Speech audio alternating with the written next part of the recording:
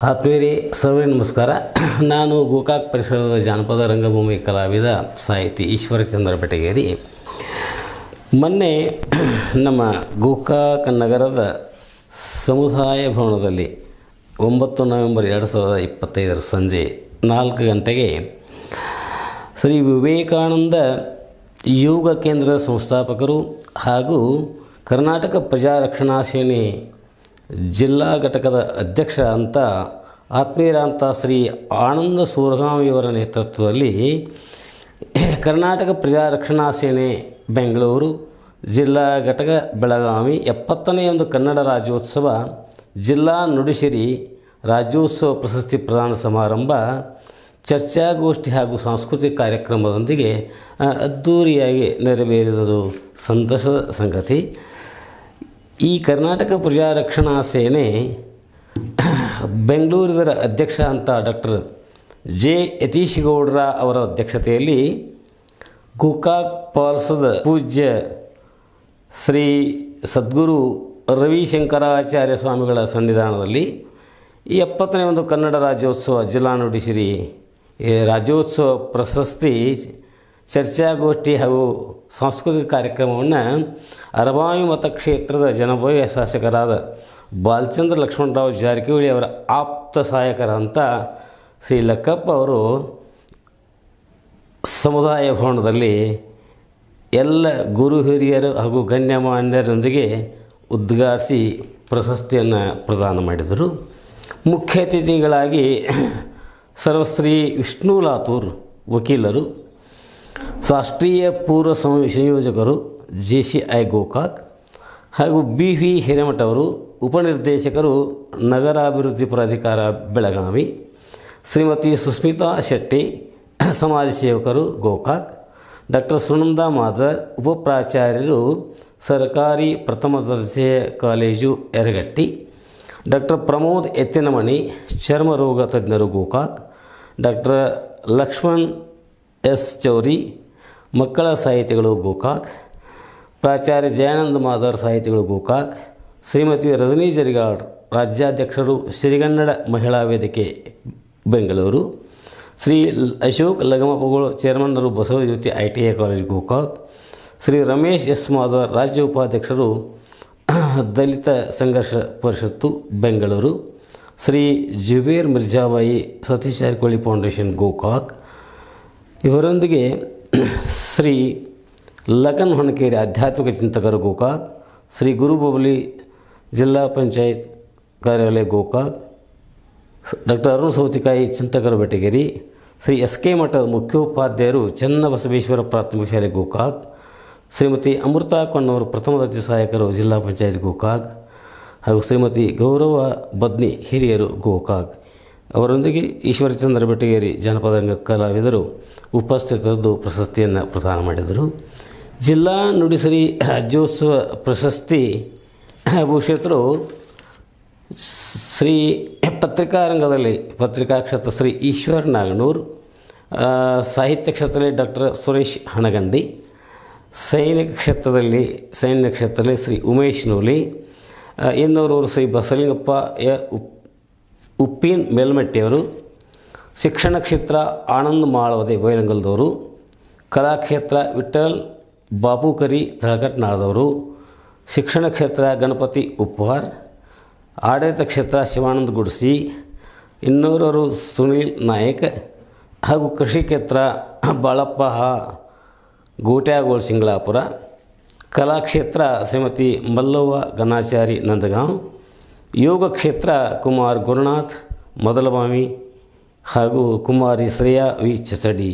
ಹೀಗೆ ಇವರಿಗೆಲ್ಲರಿಗೂ ನಮ್ಮ ಕರ್ನಾಟಕ ಪ್ರಜಾ ರಕ್ಷಣಾ ಸೇನೆ ಜಿಲ್ಲಾ ಘಟಕ ನಮ್ಮ ಆನಂದ ಸೂರಗಾಮಿಯವರ ಒಂದು ನೇತೃತ್ವದಲ್ಲಿ ಎಲ್ಲರಿಗೂ ಸ್ವತಂತ್ರವಾದ ಮೀಡಿಯಾಗೆ ಬೇಕಾಗಿರುವುದು ಸ್ವತಂತ್ರ ಧ್ವನಿ. ಆ ಸ್ವತಂತ್ರ ಧ್ವನಿ ಉಳಿಸಲು ನೀವು ಮಾಡಬೇಕಾದದ್ದು ಇಷ್ಟೇ. ಅದೇನಪ್ಪಾ ಅಂತಂತಂದ್ರೆ ನಿಮ್ಮ ಕೈಲಾದಷ್ಟು ಸಹಾಯ ಈ ಚಾನಲ್ಗೆ ಮಾಡಿ ಹಾಗೂ ನಿಮ್ಮ ಧ್ವನಿಯನ್ನು ಕಾಪಾಡಿಕೊಳ್ಳಿ. ಪ್ರಶಸ್ತಿ ಪ್ರದಾನ ಮಾಡುವುದರೊಂದಿಗೆ ಇದರ ಪದಾಧಿಕಾರಿಯಾದಂಥ ಸರ್ವಶ್ರೀ ಆನಂದ ಕಪ್ಪಲಗುದ್ದಿ, ಮಂಜುನಾಥ್ ಬಳ್ಳಿ, ವಿಠ್ಠಲ್ ಹಲ್ಗಿ, ದಯಪ್ಪ ಚೋಗಲ, ಹನುಮಂತ ಗಾಣಗೇರ್ ಮುಂತಾದವರು ಎಲ್ಲರಿಗೂ ಶಾಲು ಹೊಲಿಸಿ ಪ್ರಶಸ್ತಿ ಫಲಕ ಹಾರ ಸಮರ್ಪಿಸಿ ಆದರದಿಂದ ಗೌರವಿಸಿದುದು ಸಂತಸದ ಸಂಗತಿ. ಈ ಒಂದು ಕಾರ್ಯಕ್ರಮ ವಿಶೇಷವಾಗಿ ಮಕ್ಕಳಲ್ಲಿರ್ತಕ್ಕಂಥ ಯೋಗ ಪ್ರತಿಭೆಯನ್ನು ಗುರುತಿಸುವಂಥ ಒಂದು ಕಾರ್ಯಕ್ರಮ. ಜೊತೆಗೆ ಮಕ್ಕಳಿಗೆ ಸ್ಫೂರ್ತಿದಾಯಕವಾಗಿ ಕನ್ನಡದ ಬಗ್ಗೆ ಒಂದು ಕಕ್ಕುಲಾತೆಯನ್ನು ಬೆಳೆಸುವಂಥ ಕಾರ್ಯಕ್ರಮ ಕುರಿತು BV ಹಿರೇಮಠ ಅವರು, ಶ್ರೀ ವಿಷ್ಣು ಲಾತೂರ್ ಅವರು, ವಿಶೇಷವಾಗಿ ಶ್ರೀಮತಿ ರಜನಿ ಜರಿಗಾಳ್ ಅವರು ಮಾತಾಡಿ ಮಕ್ಕಳಲ್ಲಿರ್ತಕ್ಕಂಥ ಪ್ರತಿಭೆ ವಿಕಾಸವಾಗಲು ಇಂಥ ಸಂಘ ಸಂಸ್ಥೆಗಳು ನೀಡುವಂಥ ಪ್ರೋತ್ಸಾಹ ಶ್ರೇಯಸ್ಕರವಾದ್ದು ಎಂದು ಅಭಿಮಾನದಿಂದ ನೀಡಿದರು. ಈ ಸಂದರ್ಭದಲ್ಲಿ ನಮ್ಮ ಮಕ್ಕಳಿಂದ ಪ್ರದರ್ಶನವಾದಂಥ ಬೇರೆ ಬೇರೆ ವಿಧವಾದಂಥ ಯೋಗದ ಆಸನಗಳು ಜನಮನ್ನವನ್ನು ಆಕರ್ಷಿದವು. ಇಂದಿನ ಒಂದು ವೈಜ್ಞಾನಿಕ ಯುಗದಲ್ಲಿ ನಾಗಲೋಟದಿಂದ ಜಗತ್ತು ಸಾಗುತ್ತಲಿದ್ದರೂ ಕೂಡ ಪ್ರತಿಯೊಬ್ಬರಿಗೂ ಆರೋಗ್ಯದ ಕುರಿತು ಹೆಚ್ಚಿನ ಕಾಳಜಿ ಬೇಕು. ಇದಕ್ಕಾಗಿ ಯೋಗ ಒಂದು ಸಾಧನ. ಯೋಗದಿಂದ ನಾವು ರೋಗವನ್ನು ನಿವಾರಣೆ ಮಾಡಬಹುದು, ಅಂದರೆ ಇಲ್ಲದಂತೆ ಮಾಡಬಹುದು. ಅದಕ್ಕೆ ಪ್ರತಿಯೊಬ್ಬರೂ ಕೂಡ ಯೋಗವನ್ನು ಜೀವನದಲ್ಲಿ ಅಳವಡಿಸಿಕೊಳ್ಳಬೇಕು. ತಮ್ಮ ಶರೀರವನ್ನು ಸದೃಢ ಮಾಡಿಕೊಳ್ಳಬೇಕು. ಯಾಕಂದರೆ ಶರೀರ ಮಾಧ್ಯಮಂ ಖಲು ಸರ್ವ ಸಾಧನ. ಶರೀರವು ಗಟ್ಟಿಯಾಗಿದ್ದರೆ ಏನೆಲ್ಲ ಒಂದು ಸಾಧನೆಯನ್ನು ಮಾಡಲಿಕ್ಕೆ ಸಾಧ್ಯ ಅನ್ನುವಂಥ ನಿಲುವನ್ನು ವೇದಿಕೆ ಮೇಲಿನ ಗಣ್ಯರು, ವಿಶೇಷವಾಗಿ ರಾಜ್ಯಾಧ್ಯಕ್ಷರಾದಂಥ ಶ್ರೀ ಯತೀಶ್ ಗೌಡರು ಎಲ್ಲರಿಗೂ ತಿಳಿಸಿದರು. ಯೋಗದ ಮೂಲಕವಾಗಿ ಆನಂದ್ ಸೂರ್ಗಾಮಿಯವರು ಗೋಕಾಕ್ ಪರಿಸರದಲ್ಲಿ ತಮ್ಮದೇ ಅಂತ ಒಂದು ಖ್ಯಾತಿಯನ್ನು ಮೆರಿತಾ ಇದ್ದಾರೆ. ಯೋಗಕ್ಕೆ ಎಲ್ಲರೂ ಹೆಚ್ಚಿನ ಒಂದು ಒಲವನ್ನು ತೋರ್ತಾ ಇರುವುದು ಕೂಡ ಸಂತಸದ ಸಂಗತಿ. ಈ ನಿಟ್ಟಿನಲ್ಲಿ ವಿವೇಕಾನಂದ ಯೋಗಾಶ್ರಮದಲ್ಲಿ ಪ್ರತಿ ಮುಂಜಾನೆ ಹಾಗೂ ಸಾಯಂಕಾಲ ಆನಂದ ಸೂರ್ಗಾಮಿಯವರು ಈ ಯೋಗ ತರಬೇತಿಗಳನ್ನು ನೀಡುತ್ತಾ ಚಿಕ್ಕ ಮಕ್ಕಳಿಂದ ಹಿಡಿದು ಸ್ವಲ್ಪ ಮಧ್ಯವಯಸ್ಸಿನ ಜನರು ಕೂಡ ಯೋಗವನ್ನು ಕಲಿತು ತಮ್ಮ ಜೀವನದಲ್ಲಿ ಅಳವಡಿಸಿಕೊಳ್ಳುತ್ತಲಿರುವುದು ನಿಜಕ್ಕೂ ಒಂದು ಸಂತಸದ ಸಂಗತಿ. ಇಂಥ ಯೋಗ ಕಾರ್ಯವನ್ನು ಮಾಡ್ತಾ ಜೊತೆಯಲ್ಲಿ ಆಗಾಗ ತಮ್ಮ ವಿವೇಕಾನಂದ ಯೋಗ ಸಂಸ್ಥೆಯಿಂದ ಆನಂದ ಸೂರ್ಗಾಮಿಯವರು ಬೇರೆ ಬೇರೆ ವಿಷಯಗಳ ಕುರಿತು ಕನ್ನಡ ರಾಜ್ಯೋತ್ಸವದ ಸಂದರ್ಭದಲ್ಲಿ ರಾಜ್ಯೋತ್ಸವದ ನಿಮಿತ್ತವಾಗಿ ತೆರೆಯ ಮರೆಯಲಿರ್ತಕ್ಕಂಥ ಪ್ರತಿಭೆಗಳನ್ನು ಗುರುತಿಸಿ ಅವರಿಗೆ ಪ್ರಶಸ್ತಿ ಪ್ರದಾನ ಮಾಡುವುದರೊಂದಿಗೆ ಬೇರೆ ಬೇರೆ ಸಂದರ್ಭಗಳಲ್ಲಿ ಸ್ವಾತಂತ್ರ್ಯೋತ್ಸವ ದಿನಾಚರಣೆ ಆಗಲಿ, ಮಕ್ಕಳ ದಿನಾಚರಣೆ, ಇಂಥ ಒಂದು ಕಾರ್ಯಕ್ರಮದಲ್ಲಿ ವಿಶೇಷವಾಗಿ ಈ ಕಾರ್ಯಕ್ರಮಗಳನ್ನು ಹಮ್ಮಿಕೊಳ್ಳುತ್ತಲಿರುವುದು ಕೂಡ ಸಂತಸ ಸಂಗತಿ. ಇವರ ವಿವೇಕಾನಂದ ಯೋಗ ಕೇಂದ್ರದಲ್ಲಿ ತರಬೇತಿ ಹೊಂದಿದಂಥ ಮಕ್ಕಳು ಅವರು ಕೇವಲ ಜಿಲ್ಲಾ ಮಟ್ಟ ಅಲ್ಲದೆ ರಾಜ್ಯ ಮಟ್ಟದಲ್ಲದೆ ರಾಷ್ಟ್ರ ಮಟ್ಟದಲ್ಲಿಯೂ ಕೂಡ ತಮ್ಮ ಪ್ರದರ್ಶನವನ್ನು ನೀಡಲು ಸಮರ್ಥರಾಗಿದ್ದು ಅವರು ಆಯ್ಕೆಯಾಗಿರುವುದು ಕೂಡ ಸಂತಸ ಸಂಗತಿ. ಈ ಸಂದರ್ಭದಲ್ಲಿ ಅವರ ಯೋಗ ಒಂದು ಶಿಕ್ಷಣವನ್ನು ಮೆಚ್ಚಿ ಅವರಿಗೆ ಗಣ್ಯಮಾನ್ಯರು ವಿಶೇಷವಾದಂಥ ಒಂದು ಸನ್ಮಾನವನ್ನು ಮಾಡಿದ್ದು ಕೂಡ ಸಂತಸ ಸಂಗತಿ.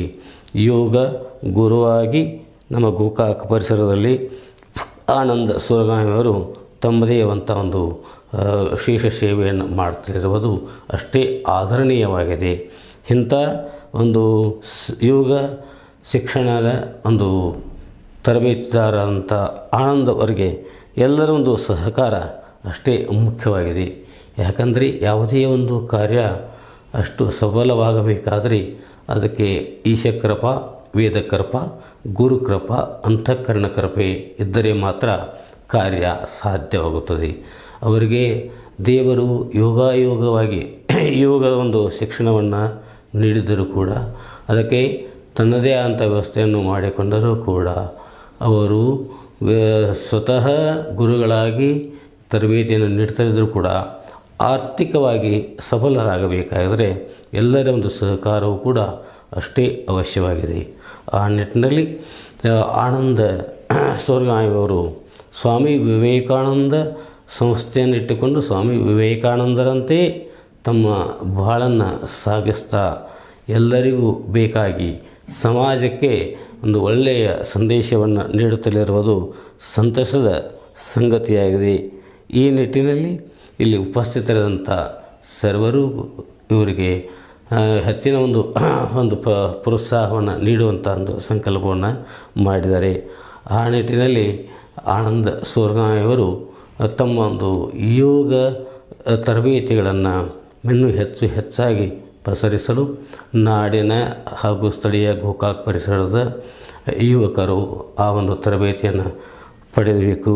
ಅದರಿಂದ ಅವರು ತಮ್ಮ ಜೀವನವನ್ನು ಸುಧಾರಿಸಿಕೊಳ್ಳುವುದರ ಜೊತೆಗೆ ಯೋಗದಿಂದ ಭೋಗವು ಕೂಡ ನಿಯಂತ್ರಣದಲ್ಲಿದ್ದುಕೊಂಡು ಅದಕ್ಕೆ ವಿಶಿಷ್ಟವಾದಂಥ ಸಾಧನೆಯನ್ನು ಮಾಡಲಿಕ್ಕೆ ಶರೀರ ಸಹಕಾರಿಯಾಗುತ್ತದೆ.